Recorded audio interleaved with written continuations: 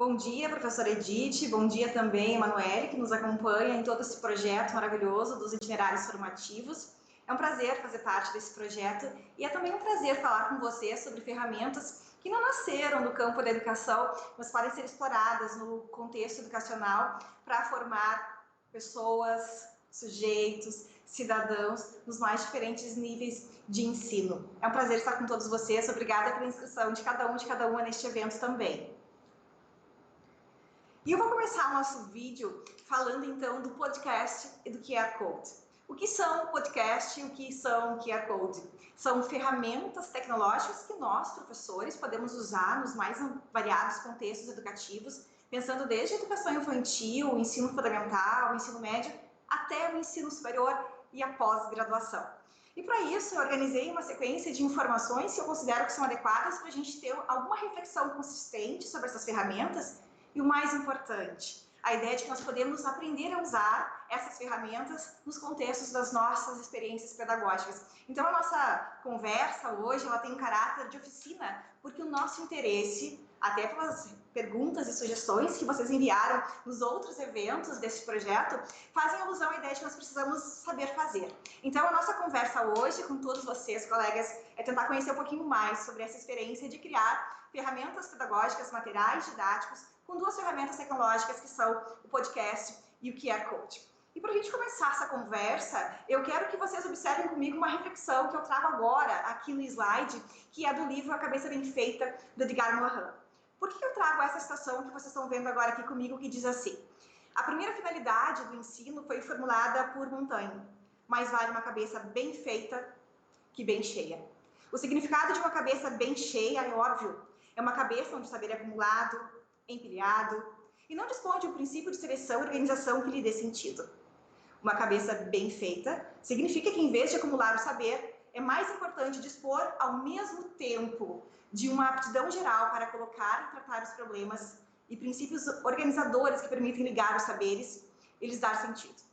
Se vocês forem observar essa reflexão que aparece já no início do livro do Edgar Morin, a gente pode entender por que nós estamos falando da diferença entre uma cabeça bem feita e uma cabeça bem cheia.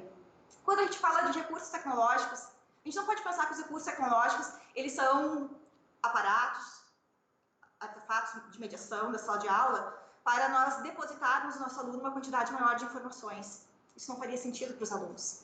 Nós precisamos usar as ferramentas, independentemente se elas são ferramentas que nasceram no contexto pedagógico ou não, para tornar os alunos cabeças bem feitas. E aí a gente tem que ver como que a gente vai usar e explorar adequadamente os recursos tecnológicos para criar condições de aprendizagem nos mais diferentes níveis de ensino que tornem os nossos alunos, de fato, cabeças bem feitas. Então, nossa reflexão é como que a gente vai usar o podcast e o QR Code para chegar mais perto à formação de alunos com cabeça bem feita. Feita essa introdução, nós vamos passar agora para o próximo slide, em que eu trago algumas informações importantes, no meu ponto de vista, para a gente pensar sobre a adoção dessas tecnologias no contexto educacional. O primeiro item que vocês veem, então, é a formação docente. É imperativo que, para nós trabalharmos com alunos do século XXI, que a formação docente leve em conta as necessidades pedagógicas do século XXI.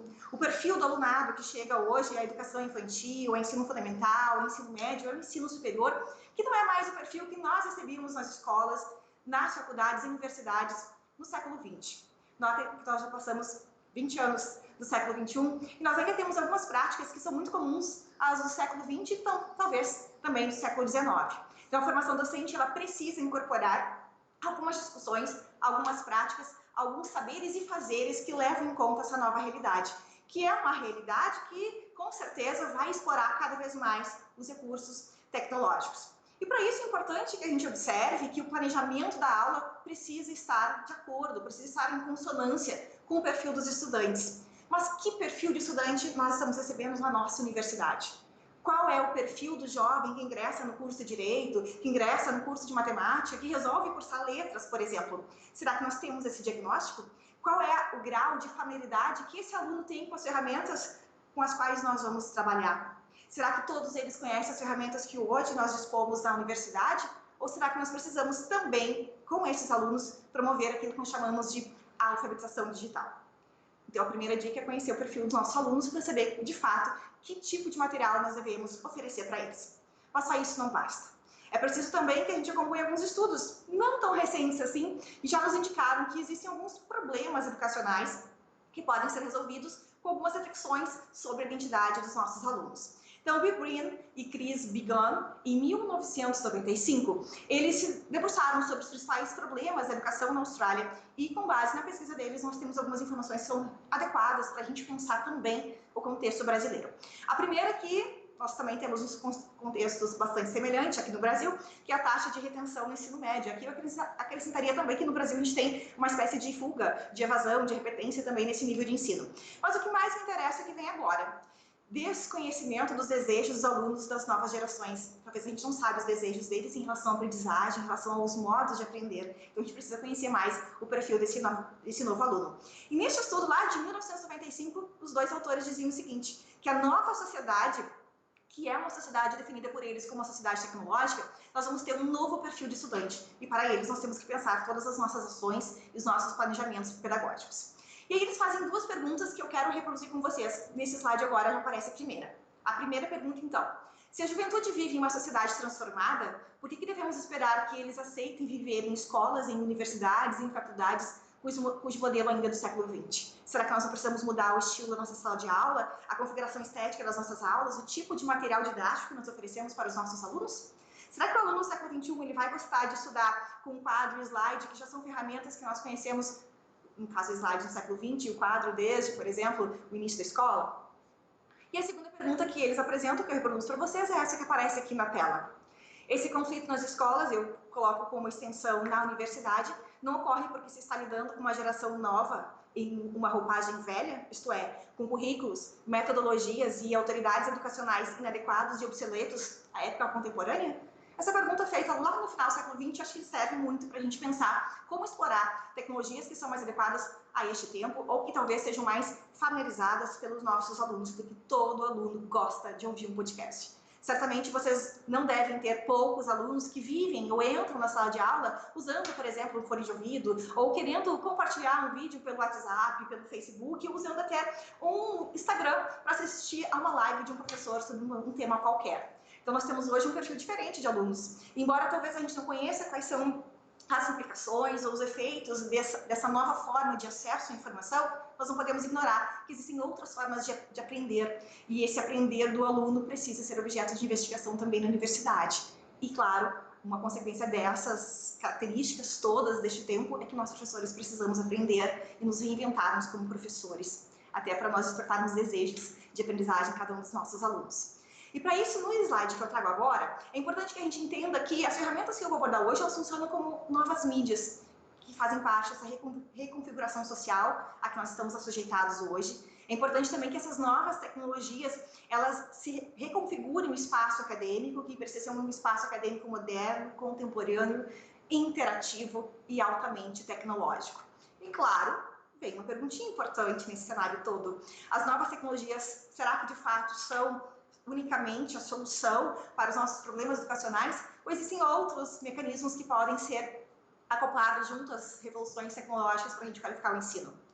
Com base nessa pergunta, uma ideia que eu gostaria que cada um de vocês marcasse é de que nós não podemos pensar que a tecnologia vai ser a solução sozinha para nós enfrentarmos todos os desafios que acompanham o ensino superior, a educação básica de um modo geral no Brasil.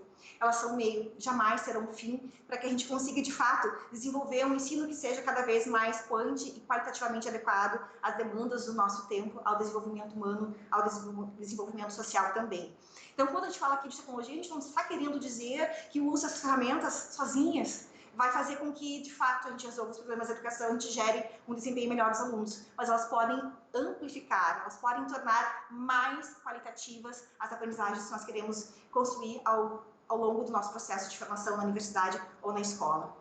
E para isso, eu quero que vocês observem também que outros elementos são importantes. Neste slide de agora, vocês vão ver outras questões que fazem parte das condições de trabalho para que a gente consiga, de fato, usar os equipamentos audiovisuais da sala de aula, aí a infraestrutura das instituições de ensino, a formação humana, a formação pedagógica, a formação que faz parte também dos recursos materiais de que nós precisamos ter para conseguir fazer com que esse ensino, de fato, aconteça em cada um dos horizontes formativos em que nós vamos atuar. E para isso, claro, a adoção de tecnologias para a promoção de aprendizagem é um imperativo. Os documentos norteadores da educação básica e do ensino superior já sinalizam isso desde a década de 90. Então é importante que, de fato, a gente se debruce a vivenciar a experiência tecnológica no contexto de sala de aula. Lembrar que a tecnologia sozinha não é uma forma de resolver os problemas da educação, ela é um meio, e para saber se esse meio é adequado ou não, se ele vai, de fato, gerar uma promoção da aprendizagem, é fundamental que se avalie paulatinamente, periodicamente, todos os resultados que nós vamos obter quando a gente usa determinado tipo de recurso tecnológico, quer dizer, a avaliação dessas ações é crucial para qualquer processo de ensino. Então, mais importante do que a gente definir que a gente vai usar a plataforma XYZ num contexto de uma disciplina, de um curso que pode ser de especialização, de mestrado, de doutorado, é saber avaliar ao final de cada etapa em que medida esses recursos de fato estão sendo suficientes ou eles ainda são ineficazes para nós resolvermos ou atingirmos alguma meta do campo da educação. E isso já foi falado no webinar quando o professor José Moran expôs que é importante fazer avaliação contínua. E, de fato, a gente não pode fazer com que as tecnologias sejam um adorno, uma forma mais atraente apenas de realizar uma boa aula. Mas nós temos que saber em que medida, de fato, essas tecnologias podem promover a aprendizagem, porque é para isso que nós temos que levá-las para a sala de aula. E, com base nisso, nós temos que resolver algumas perguntas que eu considero fundamentais. Entre elas estão essas que eu coloco agora aqui na tela para vocês. Qual o papel do educador, do professor neste cenário de sociedade da informação e da comunicação, sociedade tecnológica, sociedade da era da informação? Dependendo do contexto teórico que nós vamos adotar, uma expressão vai mais ou menos ser utilizada.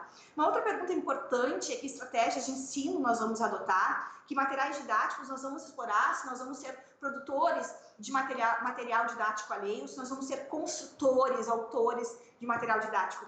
E qual é o nosso conceito de material didático? Em que medida as tecnologias estão imbricadas nesse processo de construção do material didático? E aí vem a pergunta, de que material didático nós estamos falando? O que é material didático? E em que momento o podcast e o QR Code, que eu vou falar hoje, nesse vídeo, são materiais didáticos? Então, a primeira informação que eu quero que vocês observem é essa que aparece aqui na tela agora. O material didático não é o mesmo que recurso didático. O material didático é qualquer recurso que pode ser impresso, que pode ser virtual, que pode ser concreto, que pode ser abstrato, que funciona como um meio, como uma mediação para a finalidade educativa, para fins de aprendizagem.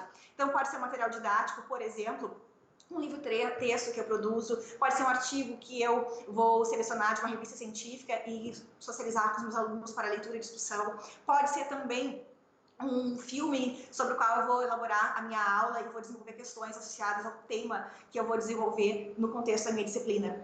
Recurso didático não é isso. O recurso didático são os mecanismos, equipamentos que eu vou dispor na minha aula para produzir um material didático que dê conta dos meus objetivos educacionais. Então, ao mesmo tempo que eu digo para vocês que um celular é um recurso didático, ele pode ser simplesmente um equipamento. Se ele for equipamento, ele não serve para fins didáticos. Agora, se eu usá-lo de modo geral, alguma atividade que visa algum objetivo educacional, ele pode sim ser um recurso didático. Da mesma forma, a câmera que está nos ajudando a chegar até vocês agora, ela não nasceu com um fim didático, mas ela pode se constituir como um recurso didático. Se eu explorar uma câmera, por exemplo, para construir uma narrativa oral, para desenvolver nos alunos a habilidade de teatralizar, de apresentar uma cena, por exemplo, uma sketch teatral. Mas eu posso também utilizar uma câmera filmando, por exemplo, o que acontece diante de uma manifestação popular, como é que as pessoas se comportam, o que elas dizem, como é que elas se vestem. Eu posso usar como material de captação de recursos etnográficos, antropológicos. Então, alguns equipamentos que a gente tem disponíveis podem funcionar como recurso didático, se assim for o objetivo de uso desse equipamento na sala de aula. E para isso, que nós vamos ter várias ferramentas. E aí, nós vamos saber que algumas ferramentas nascem com fim pedagógico e outras não. Se vocês forem observar este slide agora na tela, vocês vão ver alguns exemplos de ferramentas audiovisuais que não têm fins didáticos, mas que podem ser usados com essa proposta. Por exemplo, a videoaula. A videoaula, ela pode ser feita para a gente aprender, por exemplo, a instalar um aparelho de ar-condicionado. Eu posso ter uma videoaula para explicar um conceito para um consumidor. Eu posso usar uma videoaula para desenvolver o conteúdo de uma abordagem que eu quero dentro da minha disciplina. Então, a videoaula é uma ferramenta audiovisual. Nem sempre ela vai funcionar como fins didáticos, porque eu posso colocar uma videoaula não necessariamente em contextos formativos. Eu posso usar uma videoaula para contextos formais, por exemplo, embora a palavra aula sempre me remeta à ideia do ensino. Eu posso ter um canal no YouTube também, em que eu posso apresentar uma música, cantar para vocês, e esse canal no YouTube ser uma ferramenta. E eu posso usar essa mesma composição artística que eu vou fazer como material didático. Então, vocês estão vendo aqui que a videoaula, o canal no YouTube, por exemplo, são dois recursos, duas ferramentas audiovisuais que podem ser potencializadas em material didático. Mas aí nós temos aqueles que fazem outros papéis. Por exemplo, o Google Meet, que permite uma interação em tempo real com os alunos, uma reunião de trabalho, por exemplo. Nós temos o Skype, o Zoom, o Hangout, fazem o mesmo trabalho praticamente do Google Meet. E aí essas ferramentas elas podem ser usadas tanto no contexto empresarial quanto no contexto educacional. Para serem usadas no contexto educacional, a gente precisa conhecer o potencial dessas ferramentas e torná-las, de fato, objetos que vão promover a aprendizagem. Então, o que vale aqui dessa informação é que nós precisamos aprender a usar ferramentas que não nasceram com esse objetivo pedagógico, mas que podem ser transformados em artefatos de mediação para a sala de aula, para a promoção da aprendizagem. E aí vem a criatividade, vem a formação docente, que é tão importante para que a gente saiba encontrar estratégias adequadas para a gente explorar essas ferramentas de forma, de fato, a ter resultados significativos quando se fala em aprender a fazer, aprender a ser, aprender a fazer, por exemplo. E aqui nós vamos ver que nós temos algumas ferramentas tecnológicas. E aí, o próprio Google Meet, o Skype são ferramentas tecnológicas que podem ser exploradas no ensino. E vamos falar agora dessas duas que são o mote desse nosso encontro de hoje, que são o podcast e o QR Code. Nós vamos começar falando do QR Code. E aqui vocês veem na tela o conceito de QR Code, a imagem, que é a imagem de símbolo do QR Code, que é uma espécie de código de barras na forma de quadradinho, com vários ícones que o leitor de QR Code vai poder fazer a identificação do seu conteúdo. Quando a gente pensa em QR Code, é uma sigla que vem do inglês, e essa sigla quer dizer Código de Resposta Rápida. Então, em vez de nós enviarmos um link por e-mail para que os alunos acessem um vídeo no YouTube, eu posso colocar na tela do meu quadro verde, do meu quadro branco, uma imagem, um print, até mesmo pelo slide de um QR Code, e o aluno faz a leitura pelo seu celular e vai acessar aquele conteúdo que está indicado por meio do QR Code. Então, o QR Code ele vem para acelerar o contato com a informação que a gente deseja que o nosso interlocutor tenha. Então, a grande facilidade dele é tempo, é tornar mais funcional o acesso a um conteúdo, a uma informação que para nós é muito relevante naquele contexto. Mas só isso não, né? Nós temos outras características importantes do QR Code. Além de tornar mais rápida essa informação, ele oferece informações e conteúdo por meio do acesso ao código visual, pode estar em forma digital, em dispositivo físico ou impresso. E notem que ele é uma ferramenta muito interessante, mas que não foi criada agora, gente. Só foi criada nos anos 90, mais especialmente em 1994. Mas só agora, 3, 4 anos atrás, que nós estamos tendo uma presença física, digamos assim, virtual, mais intensa do QR Code. E normalmente o QR Code ele é apresentado em fins comerciais, em fins jornalísticos, nos meios de comunicação. Por exemplo, se vocês forem ver algum programa da RBS TV, da Rede Globo, vocês vão ver que aquela notícia que está sendo transmitida ao vivo, que está sendo televisionada, tem embaixo lá na tela já uma imagem do QR Code para a gente acompanhar com mais detalhamento. Então, isso já está entrando nos meios de comunicação. E é muito usada também em anúncios publicitários. Se você quer conhecer um pouquinho mais sobre o produto, acesse o QR Code e ali nós vamos ter uma demanda maior de informações mais detalhadas. Mas no campo educacional, isso ainda é pouquíssimo explorado. Então, é importante que a gente saiba em que medida a gente pode explorar essa ferramenta, que é uma ferramenta muito fácil de ser acessada, e em que medida a gente pode usá-la, de fato, em sala de aula. Em que medida, gente? Eu vou produzir, por exemplo, com os meus alunos, uma aula de língua portuguesa, a leitura e a produção de infográfico. Infográfico é um gênero que está sendo cobrado dos professores na BNCC. Então, eu como professora de língua portuguesa, eu como formadora de professores que vão atuar na área de letras, na escola, eu preciso ensiná-los a produzir infográficos. E eu sei que os QR Codes são muito presentes no infográfico. Então, o QR Code pode aparecer dentro de um infográfico. Mas eu posso também dar uma aula lá no curso de jornalismo, de RP, e os alunos vão fazer uma publicidade de um evento da universidade. Nós vamos ter o SIC 2020 e os alunos vão colocar algumas informações num cartaz, só que o cartaz é muito objetivo, uma folha só, bastante condensada para indicar tudo aquilo que é necessário, mas eu quero que o aluno ou o professor que vai participar desse evento saiba mais dados que eu considero relevantes. não posso colocá-lo no cartaz, porque o cartaz vai ser muito pequenininho para isso. Então, eu coloco um QR Code que vai dar acesso a um link, por exemplo, na página da URI, em que esse aluno vai, ou o professor, vai fazer a leitura do QR Code e vai ter acesso a mais informações sobre este evento. Nós podemos também colocar o QR Code no nosso material didático. Quando eu falo desse material didático, eu não estou falando do material didático que a gente compra alheio, que é conteúdo que nós adquirimos, muitas vezes, com preços bastante expressivos, mas o material didático que nós, professores, produzimos. Por exemplo, uma disciplina híbrida, nós queremos montar nossa própria apostila, nós queremos montar o nosso livro-texto. Lá no meio do livro-texto, eu quero que meu aluno assista um vídeo no YouTube. Eu posso muito bem digitar todo aquele link, fazer com que o aluno digite ou copie do arquivo lá na tela do computador, eu posso colocar aquele link já no conteúdo do QR Code e o aluno simplesmente colocar sua telinha do celular ali, fazer a leitura e ter acesso no material didático ao vídeo que eu quero que ele veja. Muito mais rápido, muito mais fácil e certamente muito mais interativo nessa relação homem-máquina. Nós podemos também usar QR Codes em outros tipos de texto para analisar ou para produzir, dependendo do curso, né, como os outdoors e os anúncios publicitários. E aí vocês devem estar me perguntando, bom, já falamos aqui do conceito de QR Code, nós já falamos para que ele serve, mas como é que a gente usa de fato isso? Bom, primeira coisa importante para todos vocês é que para a gente usar o QR Code, a gente precisa ter um leitor de QR Code no celular. Aqui vocês veem na tela agora dois exemplos de leitores de QR Code, o Enigma e Kawa. Mas vocês podem fazer busca de outros leitores e a maioria dos leitores de QR Code são leitores gratuitos, nós podemos baixar de maneira muito fácil no celular. Então, nossa primeira tarefa agora é fazer com que a gente seja leitor de QR Code, ou seja, que a gente tenha aplicativo que vá favorecer essa atividade. Então, cada um de vocês vai ter o seu celular, não importa a marca do celular, importa que tenha acesso à internet. E vocês vão acompanhar comigo aqui na tela, a partir de agora, quais são os passos para vocês lerem QR Code, ter acesso aos conteúdos. E aí depois eu vou explicar para vocês como é que nós geramos conteúdo, indicando a telinha que vai ser lida através de um QR Code. Ou seja, como é que a gente gera QR Code. Então vocês vão ver aqui, nessa tela que aparece agora, que a gente vai buscar nos aplicativos, por exemplo, o App Store, ou aqui no sistema Android, nós vamos ter o Play Store, se eu não estou enganada, né? Acho que esse é o nome adequado, é o Play Store. E aí vocês vão digitar nesse campo que aparece em destaque aqui em amarelo, nesse ícone oval em amarelo, que vocês querem um leitor de QR Code.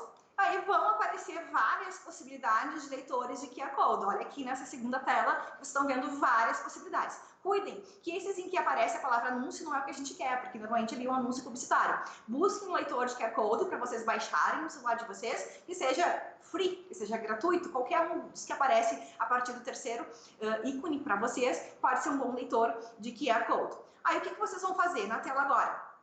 Vocês vão baixar um desses leitores e vocês vão acessar qualquer conteúdo que vá ser disponibilizado por meio do QR Code. Então é muito simples, é um aplicativo gratuito que qualquer celular, seja o celular da Apple ou o Android, vai poder viabilizar o acesso a esses conteúdos para vocês. E aí vem a segunda pergunta, que eu acho que é uma pergunta bem significativa para esse nosso momento formativo, que tem um caráter de mais oficina, né? Como é que a gente produz um QR Code? Então, atenção, gente, nós temos vários sites na internet que se propõem a produção de QR Code. E aí, antes de mostrar a tela para vocês, eu quero que vocês gravem o que eu vou falar. Alguns sites, eles são free, outros sites, eles vão cobrar em dólar, normalmente, porque são sites internacionais, um certo valor para a gente poder gerar QR Code para a gente usar durante um determinado período de tempo.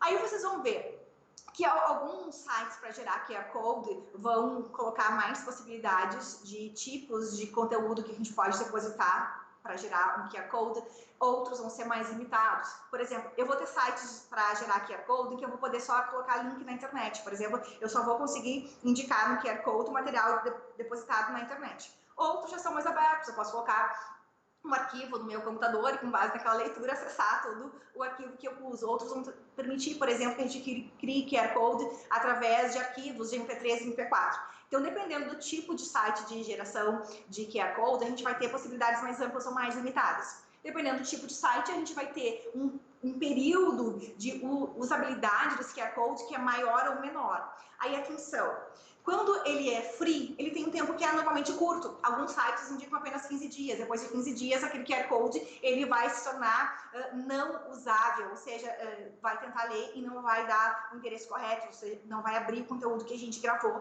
para acessar por meio daquele QR Code. Outros sites que já se desenvolveram mais, que tem algum tipo de apoio, por exemplo, uma vaquinha virtual, já deixam por um período mais longo, mas não longo demais, 3 meses. E se a gente puder pagar, claro, a gente pode usar o mesmo QR Code por 1 ano, 2 anos, aí depende do valor que nós vamos usar ao comprar determinado pacote, porque esses sites eles fazem pacotes para a gente ter acesso a essas formas de geração de QR Code. Então agora aqui na tela vocês vão ver o primeiro site que eu trago aqui para vocês, como um site que a gente pode produzir um QR Code. Então vocês têm aqui o Generator, que é um site que vocês precisam fazer um cadastro.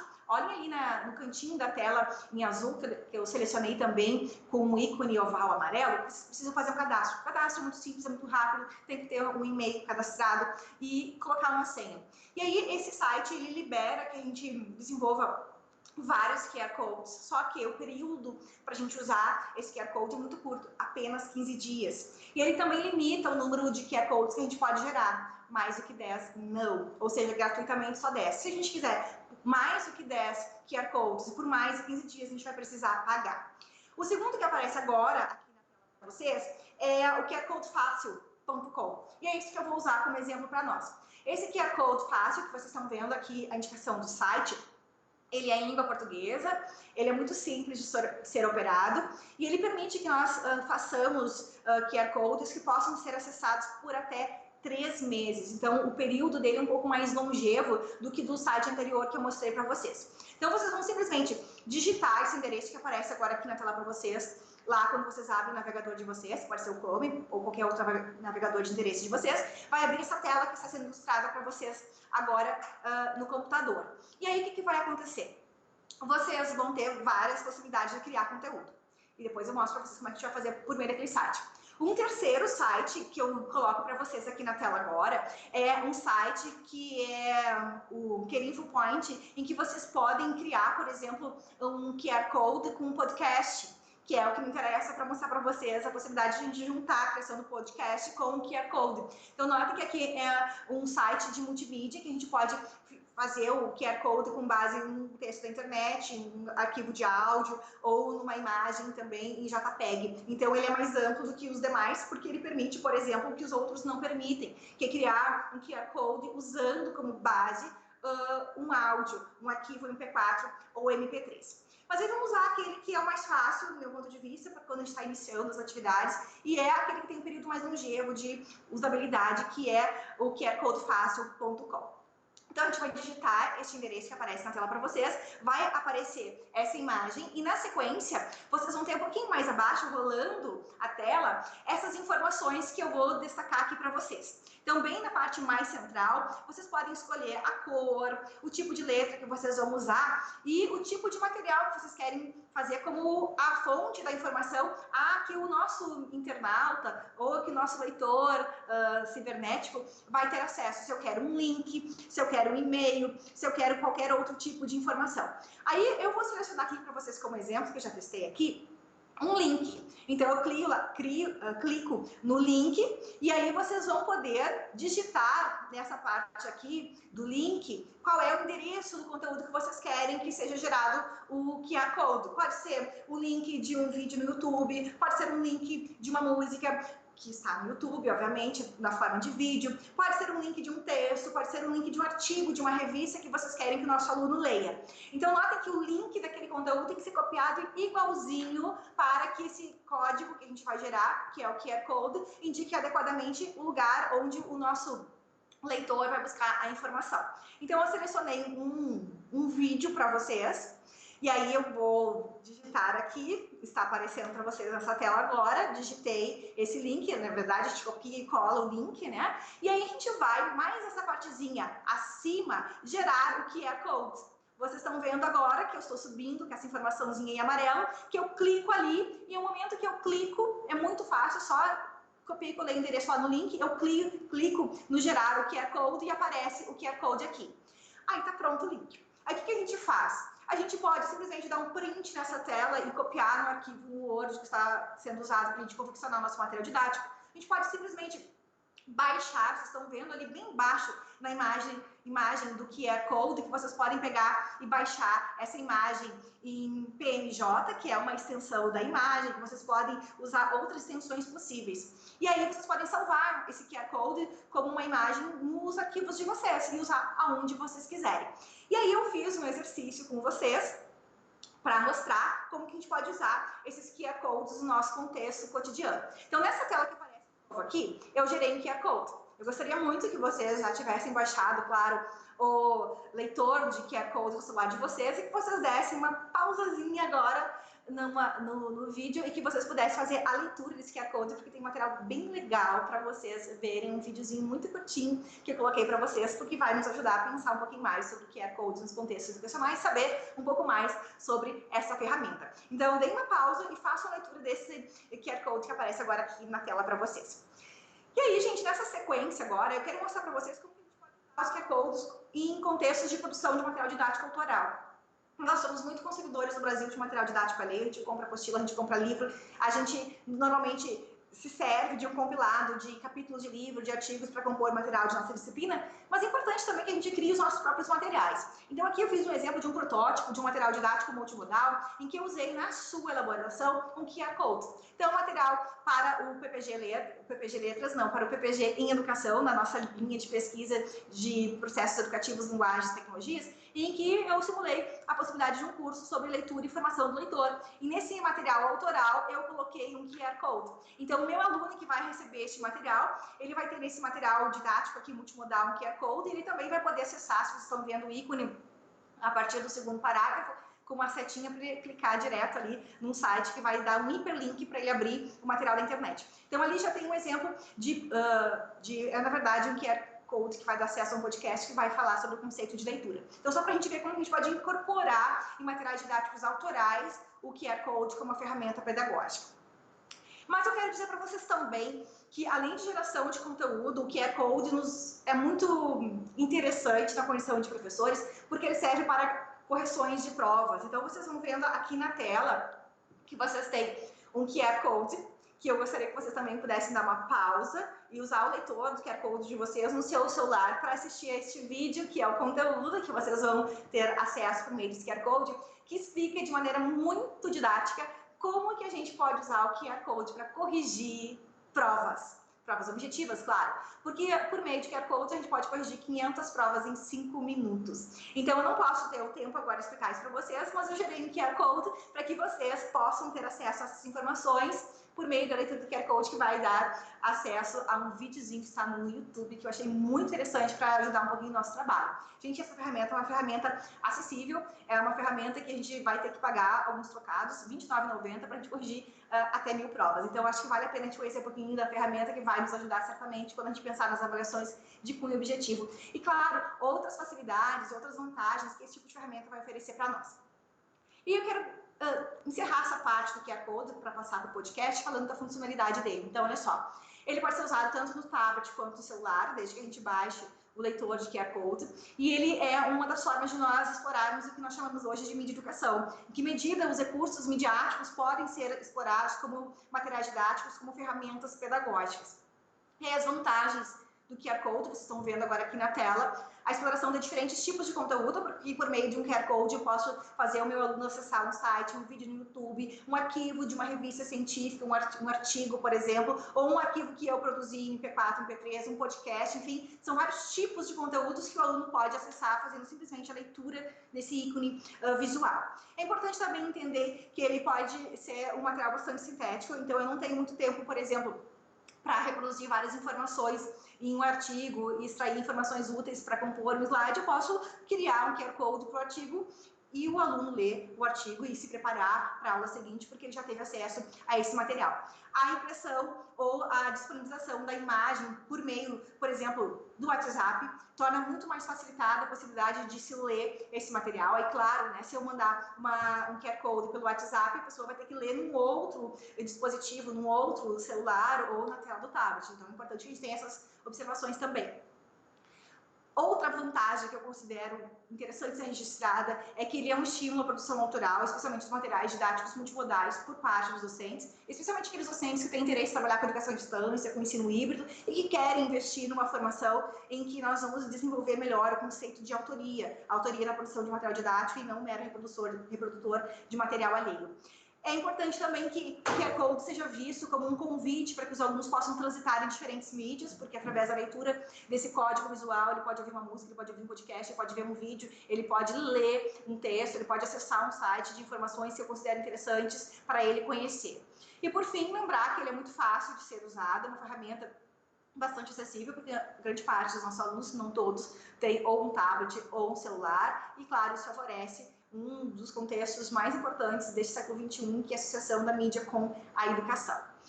E aí, o QR Code, eu mostrei para vocês como é que a gente cria, indiquei ali com um link de um site, que é um site que eu considero bastante fácil de navegar e de criar, não precisa fazer cadastro.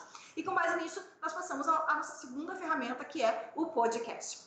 O podcast, olhem na tela comigo agora, ele é um programa de áudio ou vídeo, mas normalmente a gente usa só para áudio, ou ainda uma mídia de qualquer formato, cuja principal característica é a sua forma de distribuição direta e atemporal. E aí ela vem de uma expressão em inglês que é podcasting. E aí lembre que o pod lembra o iPod e o casting faz alusão à transmissão, à distribuição. O que a gente não pode fazer é achar que o podcast é o mesmo que rádio digital. Não é. Porque a rádio digital ela vai produzir áudios em tempo real. O podcast não. O podcast ele é atemporal. Ou seja, eu produzo um podcast, deposito esse podcast em um determinado site ou numa plataforma exclusiva para esse tipo de streaming, como o Spotify, e ele vai ficar lá durante todos os tempos em que eu considerar pertinente ou que eu pagar para que esse material fique depositado. Então, diferentemente do podcast, do QR Code, o podcast, dependendo do contexto onde eu quero disseminá-lo, onde eu quero depositá-lo, ele vai precisar de uma plataforma, de um suporte que nem sempre a gente vai ter na universidade. Então, a gente precisaria ter, por exemplo, um servidor em que nós pudéssemos depositar o podcast. Se a gente não tem, o podcast é impossível de ser usado? Não, não é. Aí é importante a gente conhecer as ferramentas, a gente usar a nossa criatividade para explorar esses recursos de que os nossos alunos gostam bastante. Os alunos ouvem podcast quando vão para a academia, eles ouvem podcast quando estão vindo para a universidade, nas longas horas que eles ficam dentro de um ônibus, por exemplo. Então, o fato de nós não termos um servidor para depositar um podcast não significa que nós não possamos criar um podcast e usá-lo como uma ferramenta nas nossas aulas. Aí eu criei também um QR Code para vocês ouvirem um podcast que fala um pouquinho mais sobre o que é o podcast. Então, de novo, vou pedir que vocês deem uma pausinha no vídeo e que vocês façam a leitura deste QR Code, porque ele vai abrir para um vídeo que vai trazer mais informações sobre o podcast. Quando que ele foi criado, para que ele serve, como é que a gente vai explorar nas diferentes ferramentas. Então, são informações que eu não vou colocar aqui na nossa videoaula, que vocês vão ter acesso através da própria ferramenta tecnológica. E vamos lembrar que o podcast, agora estamos nessa outra lâmina aqui, ele tem uma funcionalidade que é muito interessante para nós. Ele funciona tanto online quanto offline, ou seja, se o meu aluno quiser baixar durante a noite o seu podcast, ouvir só no outro dia, aquele material vai ficar armazenado nos seus downloads do celular e ele vai poder ouvir quantas vezes ele quiser, a menos, claro, que ele apague e delete esse arquivo do seu computador. Então, ele é muito interessante porque ele não precisa necessariamente, para ser ouvido mais de uma vez, acesso à internet, ou seja, o nosso aluno precisa estar online sempre para poder ter acesso ao conteúdo veiculado por meio de um podcast. Aí vocês vão ter essa funcionalidade obtida de diferentes formas. Acompanhe comigo aqui na tela, que pode ser através de um site. Por exemplo, nós temos sites de notícias hoje que tem links específicos só para podcast. Nós podemos fazer download. Eu posso, por exemplo, dar uma aula toda através de um podcast e enviar para os meus alunos através do Classroom, ou enviar um tipo de conteúdo para o WhatsApp. O meu aluno vai fazer o download, ele vai baixar, ele vai ouvir quantas vezes ele quiser. Pode ser via feed também, né? Para isso, claro, a gente tem que ter o chamado agregador de podcast. E aí eu vou usar aqui um exemplo muito simples de como a gente pode acessar podcasts que já são prontos, que já estão disponíveis na rede, por exemplo, e como que a gente pode criar os nossos podcasts autorais. Então, vocês estão vendo aqui, e eu vou colocar o meu exemplo aqui, que é um celular do tipo Android muito simples, que cada um de nós provavelmente tem, e ele é a nossa ferramenta mais adequada para isso. Claro que dá para fazer através de outros tipos de aparelhos de telefone, como os da Apple também, tá? Coloquei aqui o exemplo do Samsung. Aí, o que vocês vão fazer? Nessa tela que aparece agora, vocês vão ver as telinhas que normalmente aparecem nos telefones do tipo Android. E aí bem no meio vocês vão ter, bem no meio não, né? Mais acima, vocês vão ter esse Play Store, que dos Androids é Play Store, mas vocês podem ter outro nome. Mas enfim, onde a gente consegue baixar os aplicativos. E aí vocês vão clicar ali e vocês vão ver os aplicativos. Os vários aplicativos que a gente pode buscar para a gente ouvir, para a gente ter acesso a conteúdo de podcast. Então a gente vai colocar ali no pesquisar apps e jogos podcast, e vocês vão ver nessa tela que aparece agora aqui na tela para vocês, vários tipos de aplicativos de podcast. Por exemplo, Spotify, que é mais adequado para música, a Deezer também. E o que eu selecionei para vocês é o Google Podcasts, porque aqui nós temos vários podcasts gratuitos e sobre conteúdos da contemporaneidade, sobre conteúdos que a gente pode explorar, por exemplo, no contexto de sala de aula. E aqui na tela vocês veem vários outros, né? Então a gente pode navegar em cada um deles e baixá-los e ter acesso gratuito a esses conteúdos que já são prontos, ou seja, podcasts prontos para nós inserirmos nos nossos contextos de sala de aula. E aqui então eu baixei, eu vou lá, né, no que eu quero, eu instalo e eu abro o Google Podcast. E quando eu faço essa abertura, significa que eu já posso ter acesso a todo esse conteúdo por meio do meu celular. Aí eu selecionei aqui nesse Google Podcasts, que são os podcasts gratuitos, o assunto, que é de uma jornalista que eu tenho acompanhado bastante na Rede Globo e na Globo News, que é a Lopretti. Então eu escolhi esse aqui e ela tem vários podcasts, ela publica podcasts todos os dias, às vezes mais do que um podcast por dia. E aí eu, como professora de língua portuguesa, lá no curso de Administração e Ciências Contábeis, eu quero desenvolver, por exemplo, um conteúdo de dissertação, produção de texto dissertativo sobre essa onda do coronavírus. Em vez de levar vários textos impressos, eu posso levar para os meus alunos um podcast. Então eu seleciono aqui um podcast, por exemplo, este, Coronavírus, Brasileiros Isolados Contam Rotina, e aí nós vamos selecionar os podcasts que a gente quiser. Então aqui eu tenho conteúdo informativo, um conteúdo bem produzido, num áudio que eu posso levar para a sala de aula, e em vez dos meus alunos lerem vários textos sobre isso, eles podem ouvir durante a vinda para a minha aula um texto tipo informativo para chegarem já bem preparados para a discussão que eu vou propor para eles em sala de aula. Aí vem a pergunta: bom, professora, isso aqui está disponível lá no celular que a senhora mostrou, mas eu posso compartilhar, eu como professora? Sim.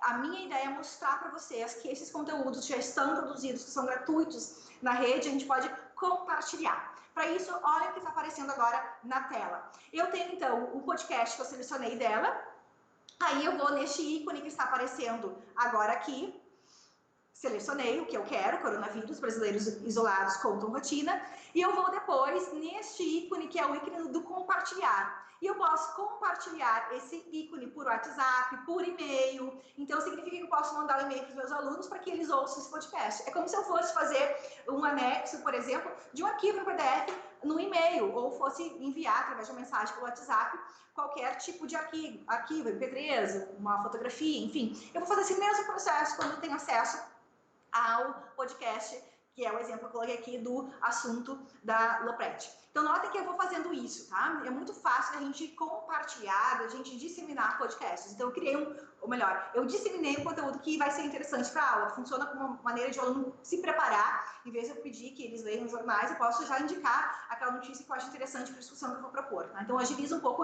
aquilo que eu quero que o meu aluno já chegue na minha sala de aula sabendo. Isso é quando eu consigo já preparar minha aula usando o material que já está pronto. Os jornalistas ajudam muito nisso. Nós temos também sites exclusivos de podcast de leitura. Eu vou dar uma aula de literatura, eu quero um podcast que vai me indicar uma leitura do romantismo, eu vou lá e vou no site específico de podcast da indicação de leitura e faço o mesmo processo. Então eu vou compartilhando podcasts prontos.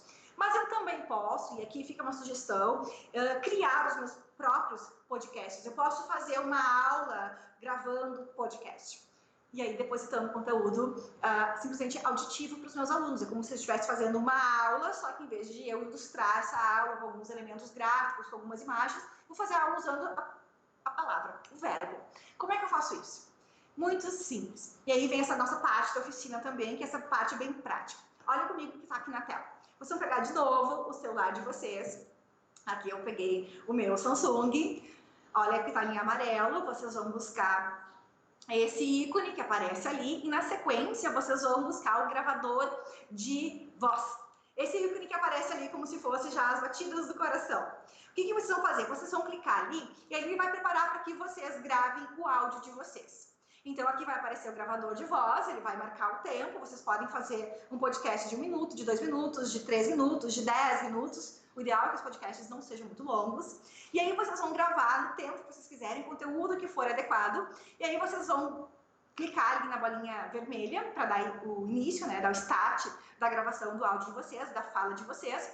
E aí, quando vocês já terminaram a gravação, vocês vão simplesmente salvar. Ele vai ficar salvo dentro do Android de vocês e vocês podem compartilhar também. Então, vocês salvam o podcast de vocês. E aí, depois, vocês vão num ícone, deixa eu só mostrar aqui para vocês, né? Depois que vocês salvam, vocês vão no ícone compartilhar. Vocês vão dar uma subidinha ali depois do nome do arquivo e vão compartilhar. Aí, vocês podem compartilhar por WhatsApp, vocês podem compartilhar por e-mail, das mesmas formas que a gente viu o compartilhamento anterior, a gente pode fazer o compartilhamento de um podcast. E aqui eu fiz um podcast para vocês. E vou pedir de novo que vocês deem uma pausa neste vídeo. Essa imagem que aparece agora aqui no slide é um podcast que eu criei, eu gerei, claro, a página do QR Code, porque eu fiz um podcast explicando como que deve ser o texto que nós vamos produzir para esse podcast, esse texto oral. Quais são as características, as qualidades desse nosso discurso oral para que os nossos alunos achem que o nosso podcast é um podcast de fato que vale a pena ser ouvido mais de uma vez, que pode ser compartilhado entre os alunos da turma. Então aqui vocês têm um exemplo de podcast que eu produzi com base nesses passos que eu acabei ilustrando aqui para vocês em cada uma das sequências de tela. E nós vamos conversar agora muito rapidamente sobre algumas vantagens do podcast. Então ele vai estimular a atenção, porque o aluno vai ter que se concentrar para ouvir o podcast. É um estímulo também à nossa criatividade para saber como que a gente vai produzir esse texto oral de modo a fazer com que os alunos compreendam o conteúdo sem a gente poder ilustrar com imagens ou com algum tipo de ilustração. Então, a nossa criatividade como professor de conteúdo vai estar também aflorada quando a gente for pensar na ferramenta do podcast. É um uso também que vai facilitar o contexto atual em que os alunos muitas vezes não têm um tempo para ficarem dedicados ao estudo, mas eles vão estar muito em trânsito. Por exemplo, na academia, estão fazendo exercício, pode ouvir um podcast de conteúdo da aula, estão vindo para a universidade, 2 horas, 1 hora em trânsito no ônibus, eles podem ouvir esse conteúdo também. E claro que o podcast também serve para entretenimento, né? Talvez seja essa hoje a principal usabilidade dos nossos jovens quando eles baixam e quando eles pagam para ter o Spotify. Mas nós podemos ter outros usos, talvez mais pedagogicamente adequados, para a exploração dessa ferramenta. E lembrar que ela não precisa de acesso à internet, então é uma ferramenta offline que favorece muito a disseminação de conteúdo. Eu falei aqui sobre as vantagens do ponto de vista da produção docente, mas eu quero destacar também que o podcast pode servir como produção do discente. Se eu quiser, por exemplo, que o meu aluno desenvolva uma avaliação oral, por que ele não pode me gravar um podcast e enviar, depositar lá no Classroom como forma de avaliação? Se eu quero que o aluno faça uma apresentação do seu perfil para uma entrevista de emprego, que eu vou treiná-lo a ter uma boa performance numa entrevista de emprego, por que eu não simulo com ele perguntas e respostas e nós dois gravamos juntos um podcast para ele se ouvir, para ele observar se ele não tem algum vício de linguagem, se a sua expressão oral está em ritmo adequado, se a sua dicção está ou não está adequada. Ou seja, eu também posso pedir que o meu aluno produza podcasts, pode ser uma ferramenta de aprendizagem e também de avaliação. E aí, chegando ao final, e eu quero dizer para vocês que essas ferramentas, a gente pode conversar mais sobre elas depois no chat, eu preciso dizer que essas ferramentas, elas não nasceram com fim pedagógico, ou seja, nós vamos fazer o uso das diferentes mídias, no caso essas duas que a gente abordou aqui, no contexto educacional. Isso indica que a gente não precisa ter necessariamente uma ferramenta tecnológica tendo nascida do campo da pesquisa educacional para ela ser explorada nos contextos educativos. Mas só isso não é importante, não basta para a gente fechar essa nossa exposição. Eu quero que vocês gravem outros dados que eu vou reproduzir para vocês agora aqui na tela. Então, o primeiro, aqui o QR Code são mídias e o podcast também, de geração de conteúdo, que podem não ter um caráter educacional, mas que a gente pode fazer um uso educacional dessas ferramentas, que elas são mídias que podem funcionar como elementos muito significativos na produção e na disseminação de materiais didáticos para todos os níveis de ensino, que o uso no contexto educacional deve atender sempre, como qualquer outra ferramenta pedagógica, aos princípios pedagógicos do curso, ao projeto pedagógico do curso, ao PPP da escola, à metodologia da disciplina e, claro, ao perfil do estudante dessa classe. E claro que eu preciso também dizer que as tecnologias, elas não são a solução para todos os nossos problemas educacionais, mas elas podem ser meio para a gente chegar mais perto a resultados que são mais satisfatórios. E para isso é importante que haja isso que está aparecendo aqui na tela, uma necessidade de avaliação contínua das implicações da exploração dessas mídias no contexto de sala de aula. Talvez para uma turma o podcast vai funcionar muito bem, para uma outra nem tanto. Então é importante a gente experimentar as diversas ferramentas pedagógicas e avaliar se elas podem ser de fato ferramentas generalizadas em termos de uso ou não, e quais são as adaptações necessárias para cada contexto de aula. E por fim, mais duas informações que eu quero registrar com vocês na tela comigo, que essas tecnologias e as mídias são meio, nunca o fim do fazer docente. Importante que a gente compreenda isso para não pensar que o nosso domínio do conteúdo como professor, a nossa habilidade formativa podem ser substituídos por simples aparatos tecnológicos. Não, eles são meio, artefatos de mediação, nunca vão ser a solução definitiva para as nossas dificuldades e as nossas inquietações no cotidiano docente. E por fim, lembrando, como eu comecei citando o Mohan, preciso fechar com ele, dizer que o que mais vale é sempre uma cabeça bem feita e não uma cabeça cheia de recursos tecnológicos.